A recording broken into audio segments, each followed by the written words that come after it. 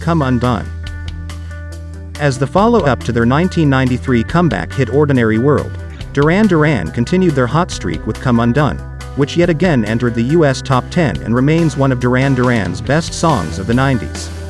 A moodily enticing ballad, Simon Le Bon sings plaintively over a trip-hop beat about the incomparable heartbreak of losing your first love. Refreshingly, Duran Duran guitarist Warren Cuccurullo was the primary instigator behind this song, composing the kind of bittersweet riff which might have been equally at home on The Cure's Wish. In fact, Cuccurullo did not originally expect Come Undone to be a Duran Duran song. Instead, he envisioned it being sung by singer Gavin Rossdale for his grunge-inspired band Bush. Thankfully, Le Bon was open to embracing a new style, and subsequently Come Undone became a live favorite.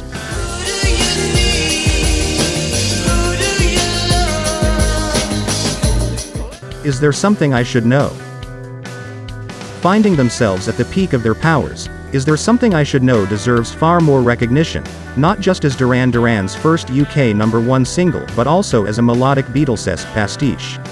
With playful zeal, Andy Taylor's glassy guitar riff gives a new wave sheen to 60s jangle pop, while Simon Le Bon's vocals are typically imploring. As the lyrics take in the threat of the H-bomb, it's obvious Duran Duran leaders of the Second British Invasion are paying tribute to the Fab Four's role in the First British Invasion.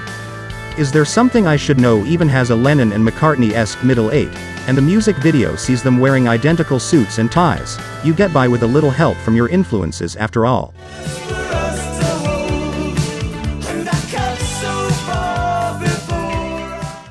The Reflex. Duran Duran had always been Chic's biggest fans, so inviting the funk guitar maestro Nile Rodgers to remix their 1984 single The Reflex seemed a logical move. Having just set the music world ablaze with his production on David Bowie's Let's Dance album, Rodgers set to work. I picked up on this obvious little hook thing. I went, that's the record, I could make a loop out of that. Bringing a half-buried hook to the forefront, Rodgers revitalized the Reflex and gave it an authentic, hard-edged funk flavor more in tune with Duran Duran's black influences. Though undeniably one of the Duran Duran's best songs of all time, the end result was such a radical departure that Capitol Records were initially reluctant to release it. The band dug in their heels.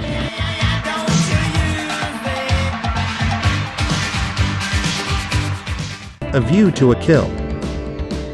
For a band that exemplified the suave and sophisticated fashion styles of the new wave era, it made perfect sense for Duran Duran to compose the theme song for Roger Moore's final movie as James Bond: A View to a Kill in 1985. The band collaborated with legendary film composer John Barry, whom Simon Le Bon described as working with us as virtually a sixth member of the group as they crafted one of the best James Bond theme songs of the 80s. Typically dramatic with stabs of orchestral strings, A View to a Kill was enormously successful, topping the US charts and hitting #2 in the UK. As Roger and Andy Taylor would leave the band the following year, it also marked the last time Duran Duran would play as a five-piece until their 2001 reunion. To this day, it's still the only Bond theme song to hit #1 in America.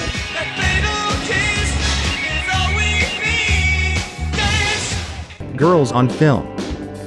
Peaking at #5 in the UK, Duran Duran's breakthrough hit Girls on Film was the most successful song taken from their debut album.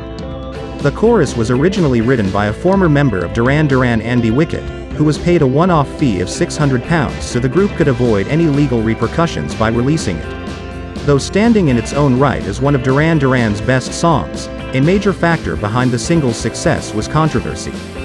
Despite lyrics decrying the exploitation of fashion models, video producers Godley and Cream gave Girls on Film into a borderline pornographic promo video featuring women pouring champagne over each other's breasts, in addition to topless girls engaging in mud wrestling.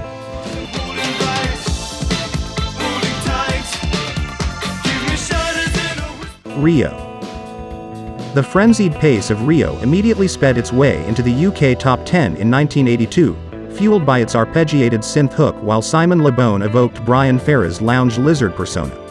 As well as Roxy music, the song was inspired by the Rum Rummer in Birmingham, with John Taylor saying the bass line showed how that club influenced us, with the jazz-funk bands that played there on a Monday night.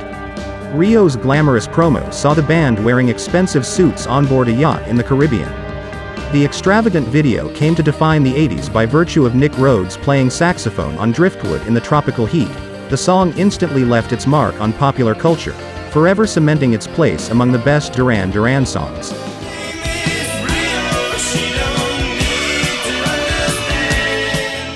Planet Earth. Released on the 2nd of February 1981, Duran Duran's debut single Planet Earth is a sci-fi tinged synth-pop classic written from an alien's point of view of our human homeworld, fusing the futurist thrust of electronic synthesizers with the attitude of punk. Though it only reached number 12 in the UK, the song's throbbing bass and chic-inspired stabs of guitar gave us a glimpse of the future of dance music, laying the blueprint for the clubland classics of tomorrow while also establishing itself as one Duran Duran's greatest songs. Throwing down a gauntlet with Planet Earth, Duran Duran would find themselves paired with Spandau Ballet as embodying the new romantic fashion scene, largely thanks to the inclusion of an impish lyric.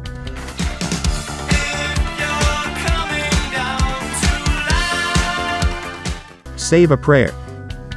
Released during the height of their new wave notoriety, Save a Prayer was one of Duran Duran's best love songs, reaching number 2 in the UK in 1982. A tremulous flute-like synth sound gives way to a dreamily melancholic fever dream, with Le Bon singing wistfully to his teenage fanbase of his deepest desires. Like other songs featured on their Rio album, the promo video for Save a Prayer was also filmed in Sri Lanka, but unlike the song, the video shoot was nowhere near as romantic.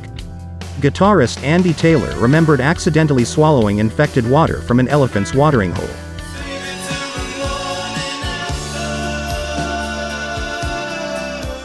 Ordinary World. Proving the band's best days were far from behind them, the single Ordinary World was a noticeably mature pop ballad which revamped Duran Duran's sound for a brand new decade. Written in memory of his late friend David Miles, who died in 1987, Simon Le Bon sings of pain and loss, capturing the malaise of grief. Many fans consider Ordinary World to be one of the top Duran Duran songs, providing evidence they had moved beyond teen-friendly pop. Suffused with a heartrending riff from Warren Cuccurullo on acoustic guitar, Ordinary World won the band an Ivor Novello Award in 1994 and deserves to be regarded their most significant accomplishment.